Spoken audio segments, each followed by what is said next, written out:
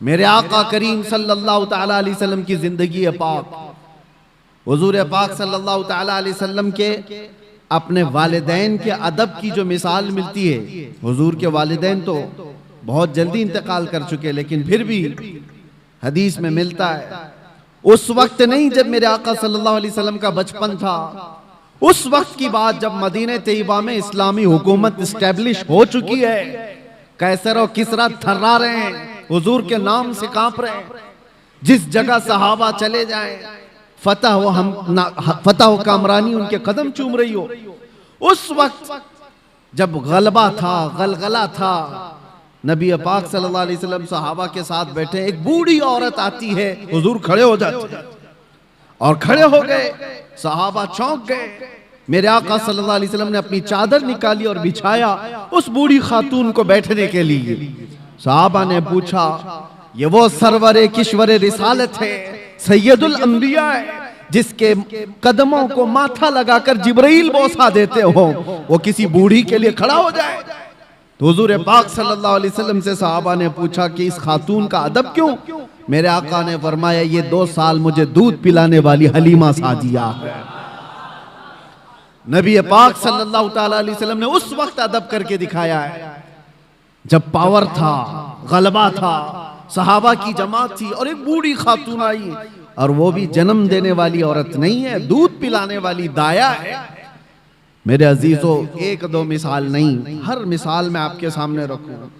हुजूर पाक सल्लल्लाहु ताला अलैहि वसल्लम एक बार एक दरख्त के नीचे आराम फरमा रहे हैं। सहाबा भी थे, किसी गजवे से वापस लौट रहे थे।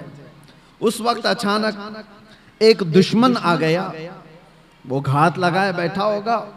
सहाबा नींद में थे, हुजूर पाक सल्लल्लाहु अलैहि वसल्लम की तलवार बाजू रखी हुई थी।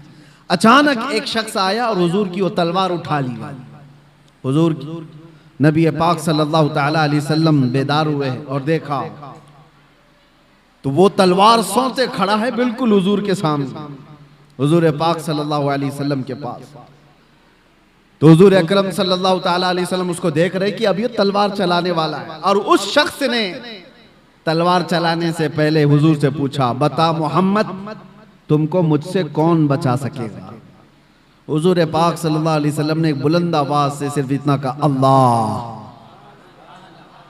हुजूर पाक की जुबान से ये जुमला निकला था कि उसके हाथ से तलवार गिर गई और कपकपी उसको तारी हो गई। जैसी ही तलवार गिरी, हुजूर ने उठा लिया। अब आप देखें, जब काया पलट जाए, पांसा पलट जाए, पावर दूसरे के पास आ जाए, और उस वक्त जो हमको सताया हुआ आदमी हमारे हाथ के नीचे आ जाए, तो फिर इंसान की फितरत क्या होती है? रगड़ दो इसको, मसल दो इसको, पूरा पुराना बदला ले लो। जब इसके पास पावर था तो मुझे परेशान किया इसने, ताकत का इस्तेमाल किया इसने। हुजूर पाक के पास तलवार हाथ में आई, अब वो कांपने लगा। हुजूर ने पूछा, बता अब तुझको मुझसे कौन बचाएगा? वो तो काफिर था, वो काफिर था। हुजूर ने तो फरमाया था अल्लाह। उसने कहा, मैंने सुना है कि तुम करीम इब्ने करीम इब्ने करीम हो। हुजूर पाक सल्लल्लाहु अलैहि वसल्लम ने फरमाया, जाओ तुम्हें आजाद कर दिया। तो वो आजाद होकर के गया थोड़ी ना, बल्कि कहा कि ला इलाहा इल्लल्लाह मुहम्मदुर रसूलुल्लाह, और अपनी कौम में आकर के बताया, मैंने एक ऐसे रहमदिल इंसान को देखा है, जब उसके हाथ में पावर आ गया तो उसने तलवार चलाने की बजाय मुझे मुस्कुरा करके आजाद किया है। मेरे अजीजों, ये आसान बात नहीं। इंसानी फितरत तो ऐसी है कि पावर का इस्तेमाल हर आदमी अक्सर गलत कामों में इस्तेमाल करता है। वो सिर्फ रसूलुल्लाह की जात है, वो यकीनन हमारे लिए कायदे कुल हैं, हमारे लिए नमूने अमल है। ला करके दिखाओ दुनिया भर की ताकतें, जिनके पास पावर आता है उसके बाद वो किस तरह का रूलिंग करती है। मैं इस्लाम को छोड़ करके आपके सामने रखूं अगर बात, हाँ, कभी कभार ये दरिंदे हमें ऐसे बादशाहों की मिसाल ला करके बताते हैं जिनका इस्लाम से कोई ज्यादा ताल्लुक नहीं रहा। वो तो अय्याश बादशाह थे, नाम मुसलमान होने से कोई मुसलमान थोड़ी ना हो जाता है। वैसे तो तुर्की के इनकलाब के बाद मुस्तफा कमाल बादशाह नाम से जो रेवोल्यूशन आया था, सल्तनत उस्मानिया खत्म होने के बाद तुर्की में जो बादशाह बनाया गया अंग्रेजों की तरफ से, उसका नाम क्या था? मुस्तफा कमाल बादशाह। उसने तकरीबन 10-11 साल हुकूमत किया, पूरे इस्लाम को खत्म करने के लिए एड़ी चोटी का जोर लगा। कुरान पे पाबंदी, अजान पे पाबंदी, हिजाब पे पाबंदी, अरबी जुबान पे पाबंदी। 11 साल की हुकूमत में। नाम क्या था? मुस्तफा कमाल। नाम हो जाने से कोई मुसलमान नहीं होता। हाँ, ये बात याद रखे। मिसाल लाओ ऐसी कि अबू बकर हो, उमर हो, उस्मान हो, हैदर रदी अल्लाह ताला नुमा जैसी, कि उनके दौरे खिलाफत में मैं अगर आपको हजारों मिसालें रखूं, पावर था, गलबा था, ताकत थी, तब फिर किस तरह का इस्तेमाल किया है। आज दुनिया को देखो, निहत्तों पर जो जुल्म किया जाता है, बराबर का मुकाबला हो तो समझ में आए कि दो पहलवान मैदान में लड़ रहे हैं।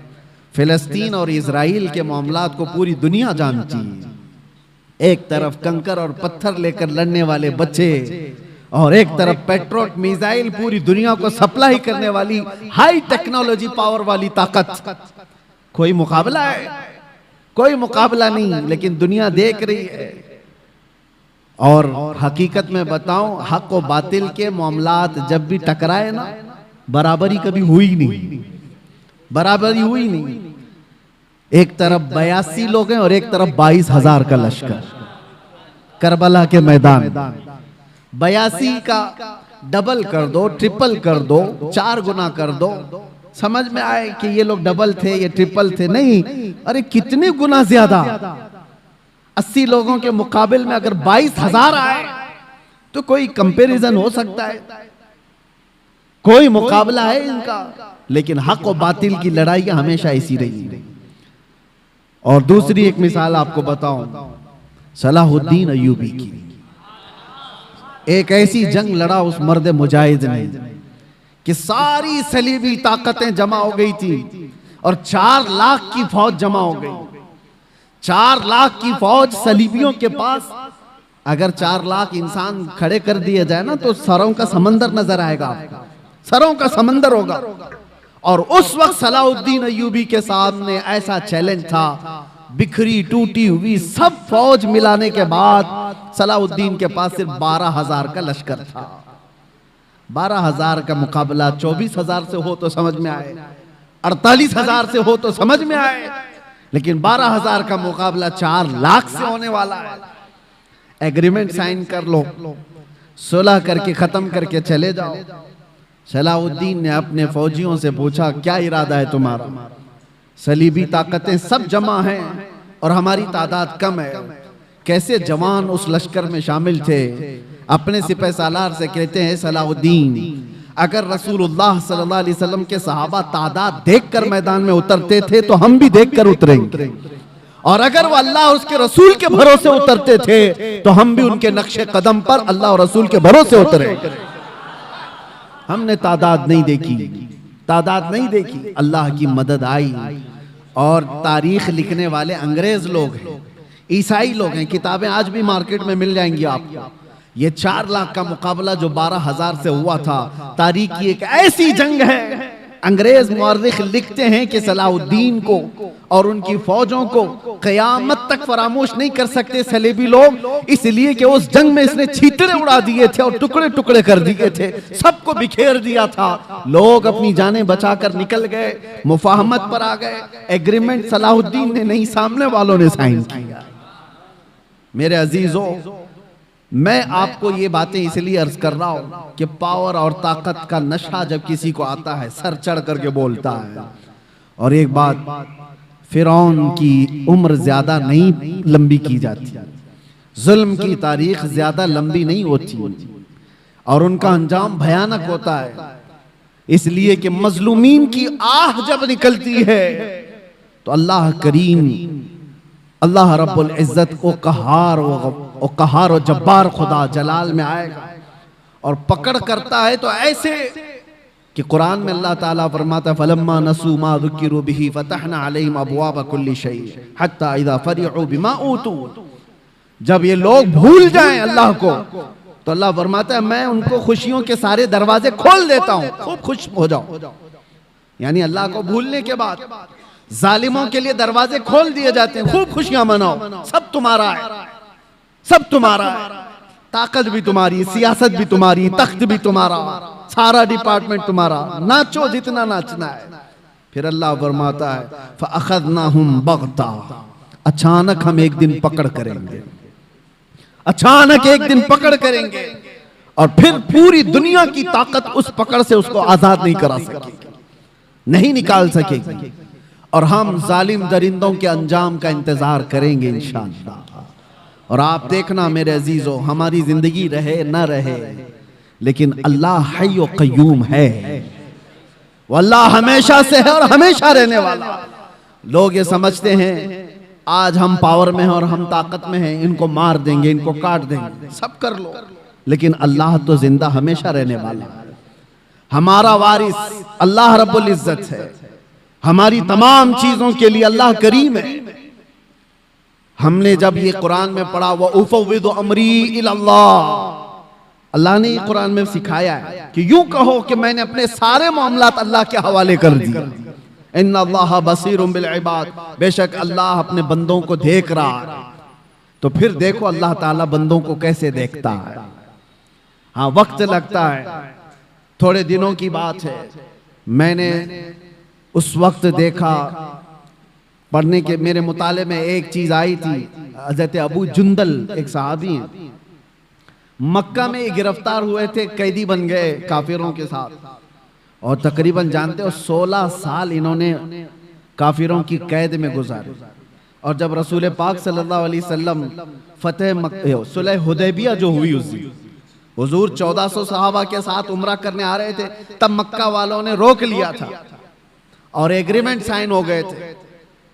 सुलह हुदैबिया जो है उसमें यह था कि मक्का से कोई भाग करके जाएगा तो मदीने वाले उसको वापस कर देंगे, और मदीने से कोई भाग करके आएगा तो हम उसको वापस नहीं करेंगे, हम अपने पास रख लेंगे। सब ऐसी एग्रीमेंट उन्होंने साइन की थी। उसी वक्त ये अबू जुंदल सहाबी कैद से निकल करके आ गए थे। अंदाजा करो 16 साल के बाद कोई जंजीरें तोड़ करके निकल आया हो, और वो भी सहाबा के जमात में आ गए। सहाबा ने सीने से सीना लगाया, वो फूट फूट करके अपने जख्म बता रहे थे। लेकिन कुफ्फार को जैसे ही पता चला हमारा एक कैदी भाग गया है, तो उन्होंने कहा कि अभी अभी हमारा एग्रीमेंट हुआ है कि जो मक्का से भाग कर जाएगा उसको मदीने वाले वापस करेंगे, अबू जुंदल को हमारे पास वापस करो। सहाबा सब खड़े हो गए कि इस मजलूम को हम वापस कैसे करेंगे, जंग कर लेंगे। सबकी नजरें हुजूर पाक की तरफ थी कि हुजूर क्या फैसला फरमाए। अबू जुंदल अपने जख्म दिखा दिखा करके सहाबा से कह रहे थे इनके पास वापस भेजोगे मुझे बहुत मारेंगे। तो मक्का के कुफ्फार और मुशरिकीन को हुजूर ने कहा कि अब वो आ गया छोड़ दो, अभी तो हमारी एग्रीमेंट साइन नहीं हुई। तो उन्होंने एग्रीमेंट को खत्म कर दिया और कहा कि अगर ये हमको वापस नहीं किया जाएगा तो हम एग्रीमेंट भी नहीं करेंगे। जब जिद पर अड़ गए, हुजूर पाक ने अबू जुंदल की तरफ देखा और कहा अबू जुंदल मक्का वापस चले जाओ, रहमतुल लिल आलमीन है। सारे सहाबा देख रहे, बसा औकात ऐसे हुक्म आएंगे मेरे अजीजों जिंदगी, लोग ये समझते हैं ये तो हमारी तकलीफ पर और तकलीफ आ रही है। वो रहमतुल लिल आलमीन है और 16 साल का कैदी बाहर आया है और हुजूर उसको कहते वापस चले जाओ। दुनिया की नजर तो ये देख रही है कि रहमतुल लिल आलमीन है, वापस इसको कैद में भेज रहे हैं। सारे सहाबा से कहते लड़ लो, इसको वापस निकाल लो। लेकिन तुम नहीं जानते जो रसूलुल्लाह की नजर देख रही है। ये इम्तिहान है हमारा। मुसीबत के बाद हम आस लगाए हैं अल्लाह उसके रसूल की जात से, तो हो सकता है 2-4 मुसीबतें फिर आ जाएं। तुम ये कहोगे कि मैंने तो एक मुसीबत से छुटकारे की दुआ की थी, 4 और आ गई। कहीं ऐसा तो नहीं कि तुम्हारा ईमान बिखर जाएगा और तुम छोड़ दोगे। मैंने देखा है कैद के दिनों में कितने ऐसे हैं जो काफिर हो जाते हैं, यही कहते हुए कोई अल्लाह नहीं है, हम तो कितने दिनों से दुआ कर रहे हैं, हम पर तो और केस ही केस होते जा रहे हैं। माज़अल्लाह रब्बिल आलमीन, ये कड़ा इम्तिहान है मेरे अजीजों। हुजूर ने वापस कर दिया। और हैरत की बात मैं आपको बताऊं, दूसरा कोई आम मामूली आदमी हो तो जंग कर ले और लड़ाई कर ले, या फिर छूटा हुआ कैदी उसको जब ये फरमान सुना दिया जाए तो बिफर जाए और कहे कि मैं तो छोड़ देता हूं, ऐसा दीनी क्या। अबू जुंदल की तरफ सहाबा ने देखा, सर झुकाए मक्का की तरफ वापस जा रहे हैं। फरमाने मुस्तफा है, मेरे नबी का फरमान है। ईमान हो तो ये 16 साल कैद में रह करके छूट करके आए थे, जख्म दिखा दिखा कर रो रहे थे। उसके बाद रसूलुल्लाह ने फरमाया जाओ वापस। चूं चीरा तक नहीं कहा, ये पूछा भी नहीं या रसूलुल्लाह वापस उस जुल्म की चक्की में पिसने जाऊं, नहीं पूछा, सर झुकाया और चल पड़ा। यही तो ईमान है मेरे, यही ईमान है। मैं जो बात अर्ज कर रहा हूं वो ये कि रसूल मुहतरम सल्लल्लाहु तआला अलैहि वसल्लम की जिंदगी पाक से मैं आपको बताऊं, पावर जब हो, गलबा जब हो, उस वक्त कैसे लोगों के साथ मामलात किए गए। तो चले कुफ्फार और मुशरिकीन गालिब आ गए तो उनकी बात अलग है कि उन्होंने अपने जुल्म की सारी हदें पार कर दी, जुल्म की सारी हदें पार कर दी। जब गलबा मिला था काफिरों को उहद के मैदान में, बदर में मुसलमानों को गलबा मिला था, उहद में कुफ्फार और मुशरिकीन को गलबा मिला। दोनों के दरमियान जमीन आसमान का फर्क है। बदर के मैदान में भी 70 काफिर मारे गए थे और उहद के मैदान में 70 मुसलमान शहीद हुए थे। 70 मुसलमान शहीद हुए, लेकिन दोनों में फर्क इतना है, बदर में जितने 70 काफिर मारे गए थे, एक एक को चुन करके लाया गया, एक गड्ढे में डाला गया, सारी लाशों को ला करके हुजूर ने उनको खिताब भी किया। शाम के वक्त हदीस पाक में हुजूर उनसे बात कर रहे थे, बताओ ऐ मरने वालों, क्या तुमको वो चीज मिल गई जो तुम्हारे खुदाओं ने तुमको वादा किया है, या तुम अपने खुदाओं से जो यानी उम्मीद रखते थे। सहाबा तो ये पूछ रहे थे, या रसूल अल्लाह आप इनको खिताब कर रहे हैं, ये तो मरे हुए। हुजूर फरमाते हैं या जिंदों से ज्यादा सुनते हैं। ये मामला है बदर के मैदान का, पावर था, गलबा था, और उधर उहद के मैदान में पावर और गलबा कुफ्फार को था। क्या किया इन्होंने? 70 मुसलमानों को जो शहीद किया, अमीर हमजा का सीना चाक करके कलेजा निकाल के चबाया था। इंसानों में ये हरकत हो सकती है? कोई इंसान ये कर सकता है? जानवर खाते होंगे जानवरों को, इंसान नहीं। पावर जब मिला तो सीना चाक करके कलेजा निकाल करके चबाया। दूसरे क्या किया? साद इब्न रबी, उनके पेट को फाड़ दिया और अंतड़ियां बाहर निकाली, गले में डाल लिए गए। क्या ये इंसान कर सकता है? तीसरी मिसाल हजरत अनस बिन नुज़ैर, ये वो सहाबी हैं, उनकी बहन कहती हैं सिवाय उनकी शहादत की उंगली के उनका जिस्म मिला ही नहीं, कुचल दिया गया था, पूरा रौन दिया गया था, पूरे जिस्म को रौन दिया गया। एक उंगली से पहचान में आए कि अनस बिन नुज़ैर की लाश। लाशों के साथ ये किया। जब पावर आया तो, ताकत आई तो ये किया। चौथी मिसाल, ये तो एक दो नहीं है, कई मिसालें। अब्दुल्ला बिन जहश एक सहाबी, उनके जिस्म के 80 टुकड़े किए गए और हर टुकड़े को रस्सी में पिरोकर हार बनाया। ये पावर जब आए तो कुफार ये करते हैं, और रसूलुल्लाह सल्लल्लाहु ताला अलैहि वसल्लम के हाथ में जब पावर आया, अब मैं आपको बताऊं, यह उहद का मैदान था जहां जंगली जानवरों से ज्यादा जुल्म कुफार और मुशरिकीन ने किया सहाबा के साथ। 70 सहाबा जो शहीद हुए हैं, सबकी लाशों के साथ इन्होंने बहुत बुरा सुलूक किया है, बहुत बुरा सुलूक किया है। जंगी कानून भूल जाते हैं लोग जब पावर में आते हैं, ताकत में आते हैं। और यही पावर जब रसूलुल्लाह के हाथ में आया, 10,000 का लश्कर लेकर मेरे आका 20 रमजान को मक्का में दाखिल हो रहे हैं। उस वक्त जंग करने जैसी नौबत भी नहीं थी। कुफारे मक्का सब भागे भागे फिर रहे थे, मुकाबला करने की ताकत नहीं थी, खानदान बिखरे हुए थे, हुजूर के सामने खड़े होने की हिम्मत नहीं थी, सब छुप रहे थे। और नबी पाक सल्लल्लाहु तआला अलैहि वसल्लम के सहाबा शाहाना अंदाज में हरम काबा में दाखिल हो रहे थे। लब्बैक की सदाएं गूंज रही थी, हरम काबा की सरजमीन चूमी जा रही थी और अल्लाहु अकबर की सदाओं से मक्का गूंज रहा था। उस वक्त जानते हो 10,000 का लश्कर जब मक्का में आया हो हैबत ऐसी तारी थी सबके दिलों पर कि लोग दीवारों से चिपके हुए खड़े थे, कोई दरवाजों के अंदर बंद खड़े थे। लेकिन मेरे आका सल्लल्लाहु अलैहि वसल्लम जब हरम काबा में आए, अजान दी गई और फिर मक्का वालों को बुलाया गया। कहां हैं सारे लोग? हैरत होती है आपको, तारीख उठा करके देखो, हैरत होगी। जिसने हुजूर पाक सल्लल्लाहु अलैहि वसल्लम के मुकाबिल में एक दो नहीं कितनी जंगें लड़ी। जंगे बदर में मुकाबले में अबू सुफियान है, जंगे उहद में मुकाबले में अबू सुफियान है, जंगे खंदक में मुकाबले में अबू सुफियान है। हुजूर के मुकाबले में अबू सुफियान इतनी जंगें हुजूर के मुकाबले में लड़ते रहे। और हुजूर उस दिन ऐलान करते हैं, मक्का के फतेह मक्का के दिन जब पावर हाथ में है, मेरे आका फरमाते हैं जो भी मक्का में इधर उधर छुप करके भाग रहे हैं उनको डरने की जरूरत नहीं। जो मेरे दादा अब्दुल मुत्तलिब के घर में आ गए वो पनाह में है, जो अबू सुफियान के घर में आ गए वो पनाह में है। दुश्मन के घर में अबू सुफियान को ये मकाम दे रहे हैं। हुजूर फरमाते जो अबू सुफियान के घर में आ गए वो पनाह में है, जो खाने काबा के इर्द गिर्द आ गया वो पनाह में है, उससे जंग नहीं की जाएगी। और जो तलवार उठाया हुजूर से मुकाबला करना चाहा वो कैदी बना करके लाए गए, पकड़ करके लाए गए। फतेह मक्का का दिन है। सहाबा तो सहाबा है जो बरसों से जंगों की जिंदगी देख रहे हैं हुजूर के साथ। मेरे अजीजों, उनकी कुर्बानियां कम नहीं है। हजरत अबू हुरैरा से पूछो, हदीसें बताती हैं ऐसी ऐसी जंगों में सहाबा गए, कहते हैं कि पैरों पर कपड़े बांधने पड़ते थे, सारे नाखून उखड़ गए थे। ऐसी जंगें वो लड़ कर के आए बगैर चप्पल पहने। मेरे आका सल्लल्लाहु अलैहि वसल्लम से कभी उन्होंने ये सवाल नहीं किया था कितना लंबा आप लेकर के जाएंगे।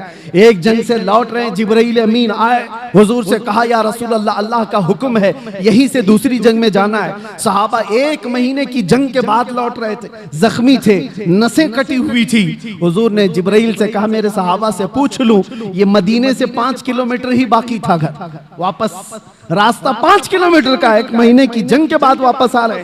हुजूर ने सहाबा से पूछा, जिब्राइल आए अल्लाह का हुक्म लेकर, यहां से दूसरी जंग में जाना है, तुम्हारा क्या मशवरा है? सहाबा में से किसी ने एक ने ये नहीं कहा मरहम पट्टी कर लें, बीवी बच्चों से बात कर लें, घर के हाल चाल देख कर के आए। नहीं, सारे सहाबा एक जबान होकर कहते हैं या रसूल अल्लाह, देर किस बात की, देर किस बात की, चले यहीं से चलते हैं। ये वो सहाबा है, ये वो सहाबा है।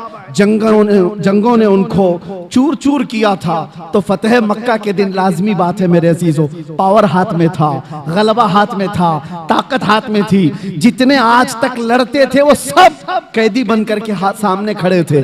तो किसी साहबी ने ऐलान कर दिया, अल यौम यौमुल मलहमा, आज तो छींटड़े उड़ाने का दिन है, आज के तो गोश्त के टुकड़े उड़ाए जाएंगे।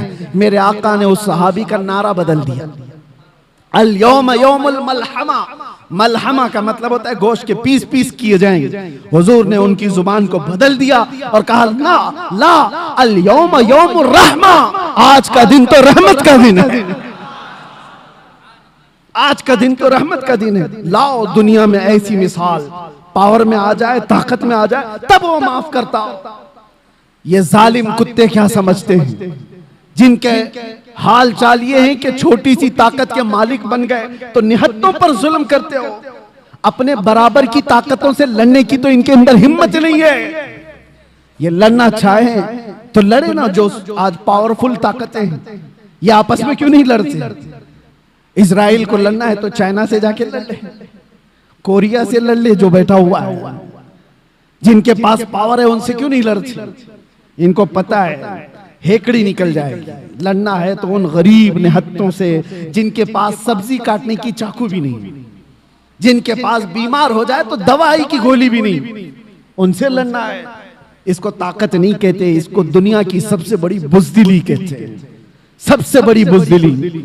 और ऐसा जब जुल्म होता है तो अल्लाह की मदद आती है, आएगी, वक्त लगेगा। एक मिसाल मैंने खाली आपको दी, जब मेरे आका सल्लल्लाहु अलैहि वसल्लम के हाथ में पावर आया फतेह मक्का के दिन, हुजूर ने सबको माफ किया, कहा कि इज़हबू अंतुम मुत्तलका, जाओ आज सब के सब तुम आजाद, आज सब के सब तुम आजाद। एक बात बताता हूं, सफवान बिन उमैया एक ऐसा शख्स है मक्का का, इसने हुजूर के कत्ल का मंसूबा बनाया था, और वो भी हतीम काबा में बैठकर। बहुत पैसे वाला था, ताकत वाला था। क्यों बनाया था? इसलिए कि इसके बाप को जंगे बदर में मार दिया गया, सफवान के बाप को मार दिया गया। तो हतीमे काबा में बैठ करके सोचा किसी किराए के कातिल को ले लो। तो किराए का कातिल कौन मिला? देखा सेम इश्यू होना चाहिए, दूसरे के पास भी ऐसी इंतकाम की आग जल रही हो, मोहम्मद सल्लल्लाहु अलैहि वसल्लम से बदला लेने की। उमैर बिन वहब नाम का एक शख्स मिल गया जिसका बेटा हुजूर के पास कैदी था। जंगे बदर में जो 70 कैदी थे उसमें एक कैदी उमैर बिन वहब का बेटा था।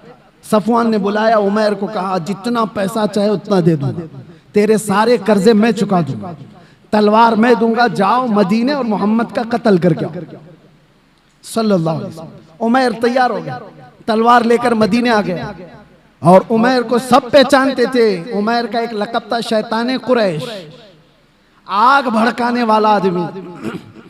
हजरत उमर की नजर पड़ गई, मस्जिद नबवी के बाहर ही खड़े थे, और हजरत उमर ने जो लफ्ज कहा, लोग मुझे ताना मारते हैं कि बार बार आप ये जुमला क्यों कहते हैं। सुनो, उमर इब्ने खत्ताब का जुमला हदीस में है, आपने जैसी उमैर बिन वहब को देखा तो क्या कहा, खुजू हाजल कल्ब, पकड़ लो इस कुत्ते को। ये मेरा जुमला नहीं है, उमर इब्ने खत्ताब का।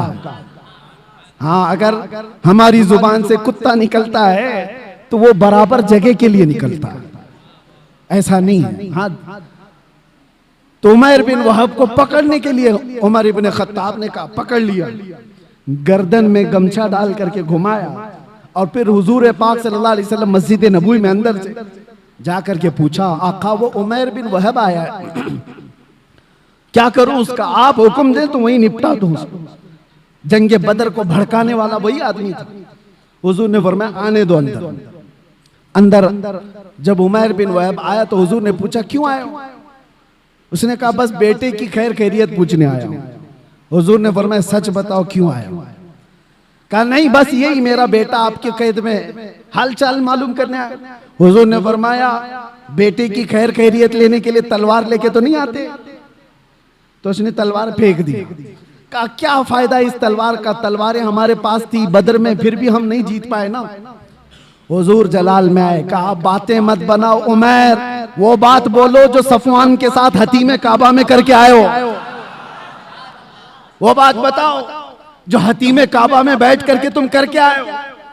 बस अब क्या था, उमैर बिन वहब का जिस्म कांपने लग गया। तन्हाई में बात की थी उमैर बिन वहब ने सफवान से, और कहा, मैं गवाही देता हूं आप अल्लाह के सच्चे रसूल हैं, मुझे अपनी गुलामी में शामिल कर लो। वो उमैर बिन वहब सहाबी बन गए। हजरत उमर बिन खत्ताब गले में हाथ डालकर बाहर लेकर के आए और सहाबा से कहा, थोड़ी देर पहले ये आदमी मुझे खिंजीर से ज्यादा बुरा लगता था, और अब ये उमैर बिन वहब मुझे अपने बेटे से ज्यादा अजीज लगता है। ये है अल्लाह के लिए मोहब्बत, अल्लाह के लिए दुश्मनी। अब ये वाकया पूरा मैं इसलिए बता रहा हूं, उमैर बिन वहब गया था गर्दन लेने के लिए, अपनी गर्दन दे आया। सफवान यहां इंतजार कर रहा था, रोज इंतजार कर रहा था कि कुछ नई न्यूज आए। कोई भी काफिला मदीने से आता उसके पूछता, कोई नई खबर है, कुछ बड़ी खबर है? उसके तो दिमाग में यही था कि आज कत्ल हो गया होगा, कल कत्ल हो गया होगा। एक काफिला आया, सफवान से कहा, हाँ एक बड़ी खबर है तेरे लिए। कहा, क्या? कहा, तेरा पक्का जिगरी दोस्त भी मुसलमान हो गया। वो कहा, ये तो डूब मरने का वक्त आ गया मेरे। यही वो दिन थे। थोड़े दिनों के बाद हुजूर पाक सल्लल्लाहु अलैहि वसल्लम पूरे सहाबा की जमात के साथ मक्का में आ गए, फतेह मक्का। उस वक्त तक सफवान ईमान नहीं लाया है, ईमान की बूबास भी नहीं, इंतकाम की आग में भड़क रहा। जब हुजूर आए और सबको अमान दे रहे थे, सबको अमान दे रहे थे, तो उस वक्त सफवान बिन उमैया ये भाग करके निकल गया मक्का से और लोगों से कहा कि तुम लोग मोहम्मद के हाथ में आना चाहते हो, इससे बेहतर है कि समंदर में छलांग लगाओ, खुदकुशी कर लो। तो अपने घोड़े को लिया और समंदर की तरफ चला गया कि मैं सुसाइड कर लूंगा, इनके हाथ में आने से तो अच्छा है। हुजूर पाक सल्लल्लाहु अलैहि वसल्लम जब सबको माफी दे रहे थे तो उमैर बिन वहब हुजूर के पास आते हैं। अब वो सहाबी रसूल हैं। कहा, या रसूल अल्लाह, सफवान भाग करके गया है, मैं चाहता हूं कि उसको भी आप माफी दे दें। उसने अगरचे आपके कत्ल का मंसूबा बनाया था, मैं ही आया था, लेकिन उसके अंदर अपने बाप के इंतकाम की आग भड़की हुई थी, इसलिए किया था, आप माफ कर दें। हुजूर ने देखा उमैर बिन वहब किसकी सिफारिश कर रहा है? सफवान की। हुजूर ने कुछ नहीं कहा, मुस्कुराया और कहा सफवान के लिए भी अमान है। ये नहीं कहा कि वो ईमान लाए तो अमान है, नहीं, जिस हालत में है उस हालत में अमान है। तो उमैर बिन वहब कहते मैं ऐसा दौड़ा दौड़ा गया सफवान को बताने के लिए कि उसकी जान बचा लूं, वो छलांग ना लगा ले। भागते घोड़े से दौड़ाते हुए पा लिया सफवान को करीब में, कहा तेरे लिए बड़ी खुशखबरी है, मोहम्मद सल्लल्लाहु अलैहि वसल्लम इतने रहम दिल आदमी हैं, उन्होंने तुझे माफ कर दिया। सफवान कहता है ये चीज यकीन करने की जैसी है ही नहीं, दुनिया में कौन ऐसा करता है, तू या तो कोई चालबाजी कर रहा हो। कहा नहीं, अबू सुफियान को माफ किया, हिंदा को माफ किया, सब बड़े बड़े लोगों को माफ किया, तुम क्या हो? तो उसने कहा मुझे उस वक्त तक यकीन नहीं होगा जब तक उनकी कोई निशानी ना देख लो। ये देखें, एक आदमी जो पकड़ा गया एक कैदी है और वो अपनी बख्शिश के लिए निशानी पूछ रहा है। अरे डूबते को तिनके का सहारा होना चाहिए, अगर फरमान भी सुन ले तो आ जाना चाहिए, लेकिन वहां नहीं। वो कहता है मैं उस वक्त तक यकीन नहीं करूंगा जब तक निशानी ना। उमैर बिन वहब फिर से वापस आए और हुजूर से कहा या रसूल अल्लाह, वो मान नहीं रहा है, वो खुदकुशी कर लेगा, वो मर जाएगा और उसको मेरी बात पर यकीन नहीं आ रहा है। हुजूर ने फरमाया क्या वो मेरे तमाम हैयत को पहचानता है? कहा कि या रसूल अल्लाह, आपकी हैयत को कौन नहीं पहचानता, आपकी शक्ल और शबाहत को कौन नहीं पहचानता। हुजूर ने अपना अमामा उतारा और कहा ये ले जाओ और उसको बता दो। अल्लाह अकबर। आता है फकीरों पे उन्हें प्यार कुछ ऐसा, खुद भीख दे और खुद कहे मंगते का भला। उमैर बिन वहब हुजूर का यह अमामा लेकर पहुंचे, देखते ही सफवान पहचान गया ये रसूलुल्लाह का अमामा है। वापस पलट आया सर झुका करके मेरे आका के पास खड़ा था। मेरे आका ने कहा सर झुकाओ नहीं, उठाओ, सर उठाओ, तुम जिस हालत में रहना चाहते हो तुम आजाद हो।